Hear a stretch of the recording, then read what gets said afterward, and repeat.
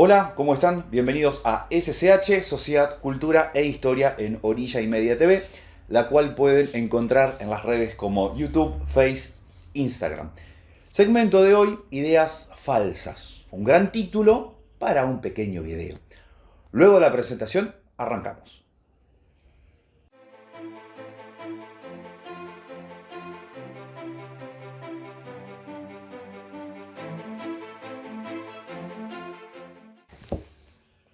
En el 2004 salió este libro del filósofo argentino Alejandro Rositner y plantea 41 ideas falsas.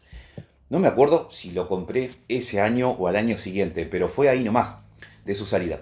Porque ya de por sí el título está buenísimo y cuando lo compré lo leí con mucho entusiasmo. Bueno, lo he vuelto a releer y tiene toda su impronta de su costado político. Pero no deja de ser muy interesante para charlar y debatir cada una de sus 41 propuestas sobre las ideas falsas. El autor no está libre de críticas por su posición política partidaria, pero lejos está en este video de hacer una distinción a favor o en contra de ese tema, porque lo que nos interesa es utilizar el planteo del libro para añadir otras ideas falsas y que sería muy bueno que debajo en el video que ustedes están viendo puedan escribir lo que consideran también ideas falsas.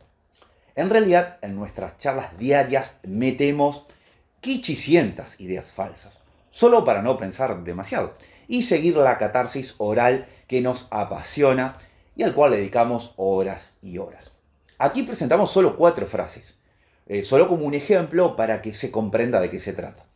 Vayamos con la primera, que me parece es la idea falsa madre en la cual se cae tan fácilmente cuando solo pensamos más con la lengua que con el cerebro.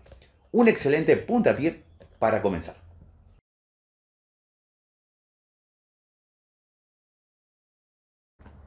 Mamita, con esta frase, hermosa y controversial por donde se la mire, lea o escuche. Un amigo los otros días me comentaba que en los videos podría abordar otros temas como son la democratización en los medios de comunicación, con el auge de Internet y las redes sociales, y la llamada posverdad. Posverdad, concepto introducido en la década del 90 y que en el 2016 fue proclamada la palabra del año en el diccionario de la Universidad de Oxford y que está totalmente relacionada con la frase "es mi opinión y la tenés que respetar". No es tan así. En esa frase radica un enorme problema, porque de por sí la opinión tiene que ver más con el gusto y no con un argumento. Es igual a decir, es mi punto de vista. Me gusta el helado de chocolate o me gusta más el de crema del cielo. Eso es un gusto. Y la otra que continúa, me la deben respetar. Ahí es una mezcla de ignorancia con soberbia muy peligrosa. ¿Por qué? Porque yo puedo escuchar tu opinión, tu punto de vista. Pero, ¿y si estás equivocado? ¿O en realidad no vas a estar equivocado porque es tu opinión, tu punto de vista? Miremos la siguiente imagen. Solo porque tú tengas razón no significa que yo esté equivocado. Bueno, eso es lo que popularmente se dice. Y fíjense que es una imagen clásica, ¿no? Un 6 o un 9. Pero una de estas personas está equivocada, reflexiona la imagen. Alguien pintó un 6 o un 9. Necesitan dar marcha atrás y orientarse. Ver si hay otros números con los que alinearlo. Quizás hay una carretera o un edificio de referencia. O quizás pueden preguntarle a alguien que lo sepa. Las personas que tienen una opinión no informada sobre algo que no entienden, pero aún así proclaman que su opinión es perfectamente válida, son, bueno, usted ponga el adjetivo. Nadie quiere informarse, solo quieren tener razón. En este ejemplo muy didáctico, da cuenta claramente del problema social que acarrea y se ve claramente el problema de la opinión. Como dice al final, nadie quiere ponerse a pensar, solo quieren tener razón. Transitamos socialmente por un fundamentalismo de la opinión. Uno ya no lee o escucha para informarse, sino para confirmar lo que piensa. La muerte de la educación formal, la escuela, es la muerte de no querer aprender, solo tener razón. Por ejemplo, esta frase es dicha por un hombre relacionado a la actividad política partidaria en Entre Ríos, el cual no vamos a decir el nombre porque pierde el efecto de la frase en sí. Recordemos en Entre Ríos, ¿no? En una localidad. Ustedes van a Sauce de Luna 15 minutos y le hablan a una persona. Y esa persona vio 3, 4 horas, todos los días, los medios nacionales. Y los va a ver en los días siguientes. Entonces, ¿qué vas a hacer? ¿Lo vas a hipnotizar para que vote algo diferente a lo que está convencido?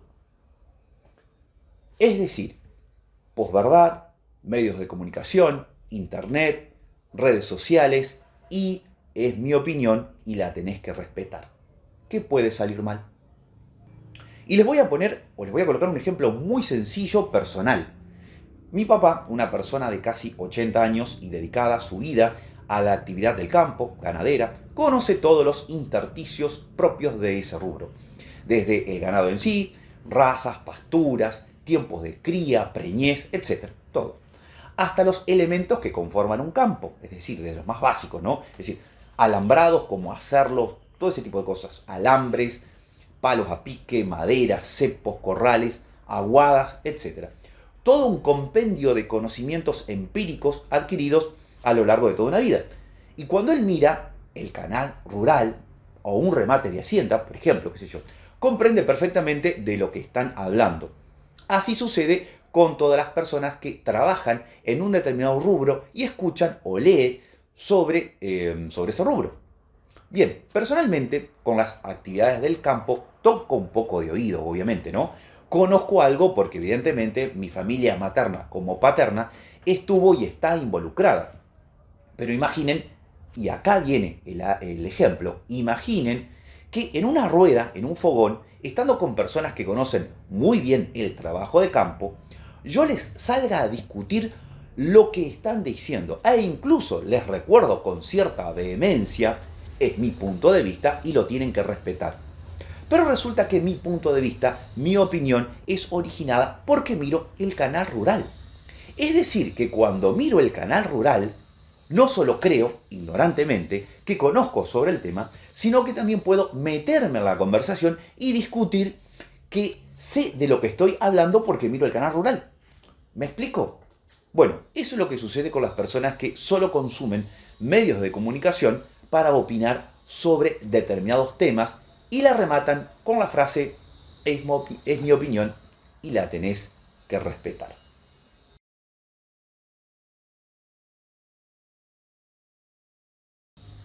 ¿Recuerdan lo que les decía sobre cómo la mayoría de las personas adquieren el conocimiento de la realidad a través de ciertos medios de comunicación y después las personas repiten como loros barranqueros lo que escucharon?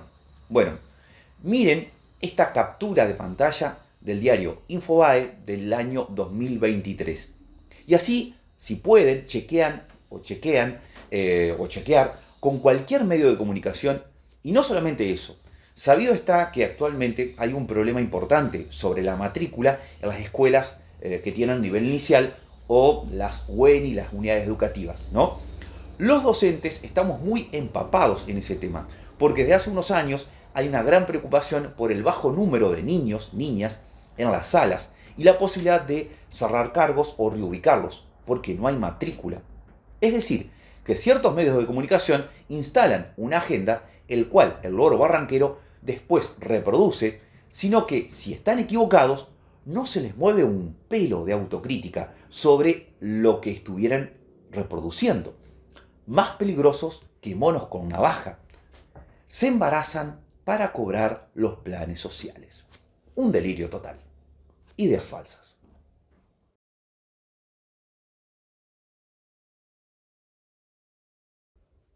El peor analfabeto es el analfabeto político. No oye, no habla, no participa de los acontecimientos políticos. No sabe que el costo de la vida, el precio de las judías, el pan, de la harina, del vestido, del zapato y de las medicinas dependen de decisiones políticas. El analfabeto político es tan burro que se enorgullece y ensancha el pecho diciendo que odia la política. No sabe que de su ignorancia política nace la prostituta, el menor abandonado y el peor de todos los bandidos, que es el político corrupto, mequetrefe y lacayo de las empresas nacionales y multinacionales. Bertolt Brecht, 1898-1956. Durísimo pensamiento de este gran dramaturgo y poeta alemán Bertolt Brecht, pero qué acertada. Seguramente en una animada charla sobre actualidad o no, actualidad política e incluso sindical, porque los sindicatos también son política, nos encontramos con frases de tono: viste que yo soy apolítico a política, a mí no me interesa, son todos los mismos. Es decir, es una idea falsa cuando esa persona trata de justificar algo injustificable. ¿Y por qué? Porque cuando algo no nos interesa, literalmente no participamos, ni siquiera abrimos la boca.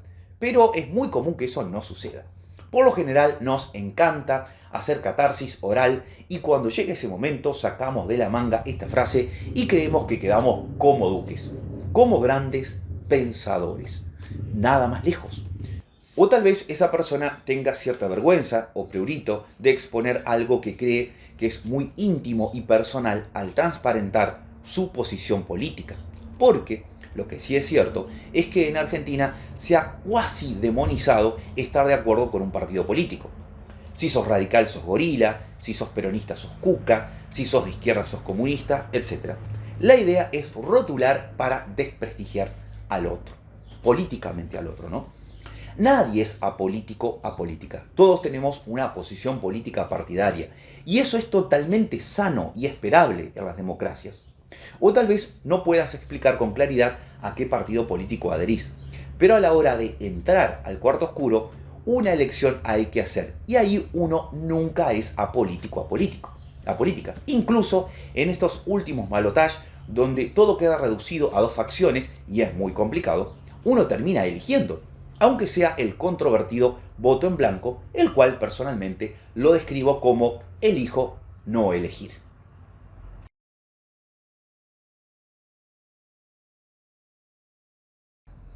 Bien, y esta última de una brutalidad total. No solamente porque hay muchísima ignorancia en la frase, sino por la frase misma, dos bestialidades juntas. Esta frase seguramente comenzó cuando se instalaron los derechos de los trabajadores, que comenzaron en la Europa de mediados del siglo XIX, 1850, y se fueron desparramando por América principalmente.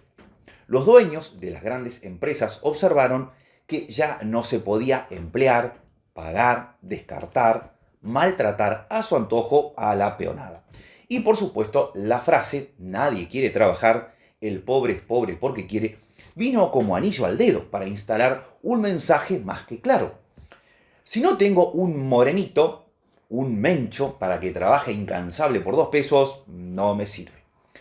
¿Recuerdan esta oración que está presente en el libro El informe del estado de la clase obrera en la Argentina de 1904? 1904. Desarrollada por Vialet Macé, tomo 1, capítulo 3, página 101. He oído con frecuencia la frase: aquí el que no vive es porque no quiere trabajar. He respondido: ¿quiere usted darme trabajo para 10 hombres? Fuera de los lugares de cosecha y solo para las cosechas, nadie ha sabido contestarme en qué se ocuparían. Más aún, cuando he dicho a más de un ricacho ¿por qué no se dedica al cultivo del algodón u otro?, me ha contestado que eso no podía hacer mientras no bajara la mano de obra. Es calcado como todavía se sigue repitiendo y se va a seguir. Pero lo más triste, e incluso lo repiten, como loros barranqueros, la clase media baja o clase media, como si repetirlo los excusara de ser distintos, tratando de separarse de lo que en su barrio son pobres porque quieren. Y aparte, aparte de este primer análisis, que es una idea falsa, el pobre es pobre porque quiere, para que eso suceda, primero una persona debe querer ser pobre. Una opción individual, una elección libre. Soy pobre porque quiero. Es decir, tener una vida holgada, un buen pasar económico y dejarlo todo para ser pobre. Irse a vivir abajo de un puente. ¿Me explico? Ser pobre porque quiero sería también si en cada esquina ofrecieran o habría trabajo y decido no trabajar porque quiero ser pobre. Ajá, pero yo ya estoy imaginando lo que usted piensa. Pero si hay trabajo de sobra. Lo que pasa es que quieren ganar una fortuna en el primer mes. Prefieren cobrar los planes sociales y quedarse chupando cerveza en las esquinas. ¿Recuerda lo que le dije hace un ratito, unos minutos nomás?